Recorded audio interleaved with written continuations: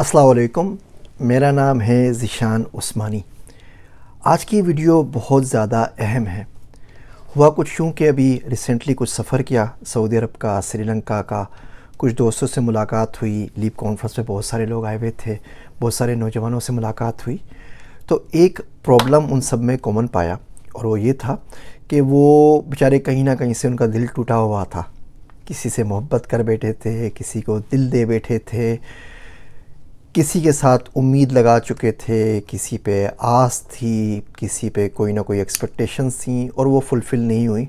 تو بیچارے بڑے وہ دل ان کے نا بڑے خراب ٹوٹے پھوٹے ہوئے تھے، اور مسلسل وہ لوگ یہ بات سننے کو ملتی رہی مختلف لوگوں سے۔ کسی کے مینٹر نے دھوکہ کر دیا، کسی کے شوہر نے دھوکہ کر دیا، کسی کی بیوی دھوکہ دے گئی، کسی کے پیر و مرشد نے اس کو چونا لگا دیا، کسی کو یونیورسٹی والوں نے لوٹ لیا، کسی کو ٹیچر نے لوٹ لیا، کسی کو کچھ، کسی کی محبت نے چھوڑ دیا، یہ ساری چیزیں ہوتی رہیں۔ تو میرا دوست ساتھ تھا وہاں عمرے کے اوپر، عبداللہ۔ تو میں نے اس سے پوچھا، یار یہ تو بڑا مسئلہ ہو گیا ہمارے ملک کا کہ سارے کے سارے بچے دل دے بیٹھتے ہیں کسی نہ کسی کو، پھر دل ٹوٹ جاتا ہے اور زندگی اگلے 5-10 سال اس کے ماتم میں، سوگ میں گزر جاتے ہیں، اور جب آنکھ کھلتی ہے کہ زندگی میں کچھ کرنا ہے، دین و دنیا میں کچھ کرنا ہے، تو بہت دیر ہو چکی ہوتی ہے۔ کچھ لوگ اس گرداب سے نکلنے میں 5 سال لگاتے ہیں، کوئی 10 سال لگاتے ہیں، کسی کی پوری عمر گزر جاتی ہے ان جھوٹی محبتوں کے سہارے، اور ان دل ٹوٹنے کے غم کے اندر وہ کچھ کام نہیں کر پاتے۔ تو کیا کرنا چاہیے؟ تو عبداللہ نے مجھے بڑا اچھا مشورہ دیا، میں نے سوچا میں آپ لوگوں سے شیئر کروں۔ عبداللہ کہنے لگا کہ قربانی قدرت مانگتی ہے، اگر آپ قربانی کے لیے اپنے آپ کو پیش کر دو تو قدرت آپ کی قربانی نہیں لیتی، لیکن آپ کو عزت دے دیتی ہے، اور پھر آپ کا بڑا خیال رکھتی ہے۔ وہ صرف چیک کرتی ہے کہ کون کون سا بندہ قربانی کے لیے تیار ہے۔ اس نے بڑی اچھی مثال دی کہ حضرت عبدالمطلب کو نے منت مانگی بیٹوں کے لیے، اور جب منت کا وقت آیا تو حضرت عبداللہ جو حضور اکرم صلی اللہ علیہ وسلم کے والد گرامی تھے، ان کو کہا کہ میں ان کو قربان کر دوں گا۔ تو باقی لوگ آئے قبیلے کے سردار وغیرہ کہ آپ یہ کریں گے تو رسم چل جائے گی، بڑا مسئلہ ہوگا، تو آپ اونٹ ذبح کر دیں۔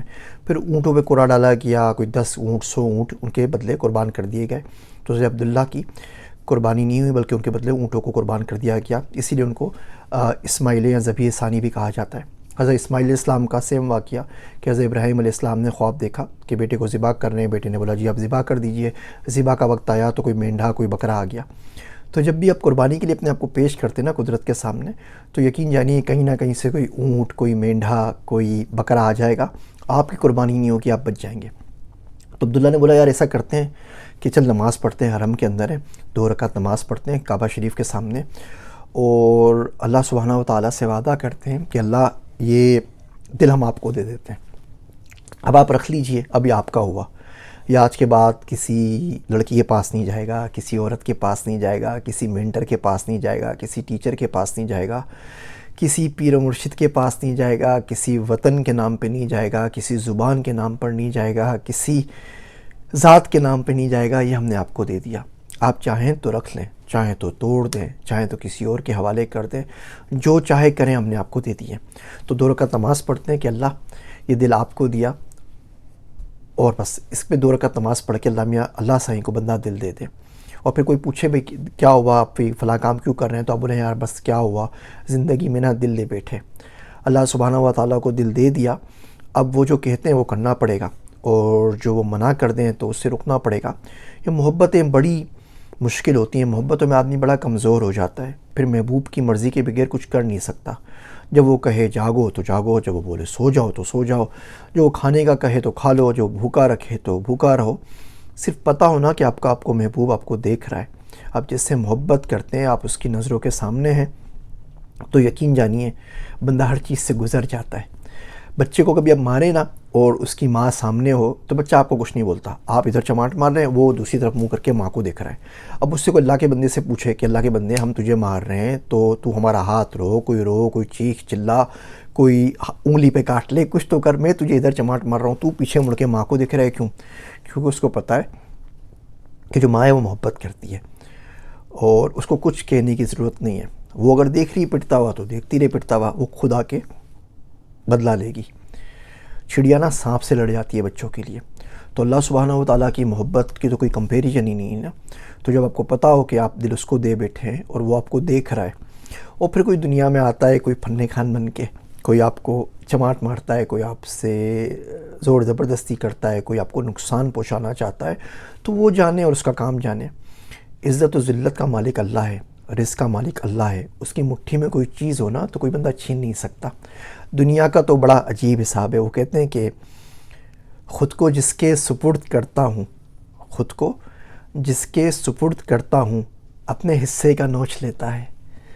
تو قدرت ایسا نہیں کرتی، یقین کیجئے اللہ سبحانہ و تعالیٰ رحم کی اپیل کبھی رد نہیں کرتے، وہاں سے کبھی آپ کو ٹھڈا نہیں پڑتا۔ آپ سمجھ نہیں پائیں، کوئی آزمائش میں آ جائیں تو ایک الگ بات ہے، ادروائز ایسا نہیں ہوتا۔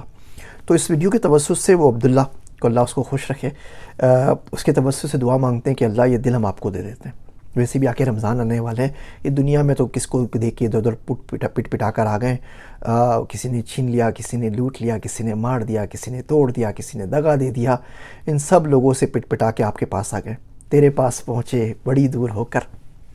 شاعر کہتا ہے کہ ایسے بھی ہوں گے جن کو تیرا قرب ہے نصیب، ایسے بھی ہوں گے جن کو تیرا قرب ہے نصیب، ایک ہم کے تجھ سے دور تیرے آستان سے دور، وہاں میرے سوا سب کچھ ملے گا، یہاں اس کے سوا کچھ بھی نہیں ہے۔ مشکل باتیں زندگی میں جب محبت میں نقصان اٹھائیں گے تو سمجھ میں آ جائیں گی۔ میرے واسطے دعا کیجئے گا۔ میں ہوں آپ سب کا ذیشان عثمانی۔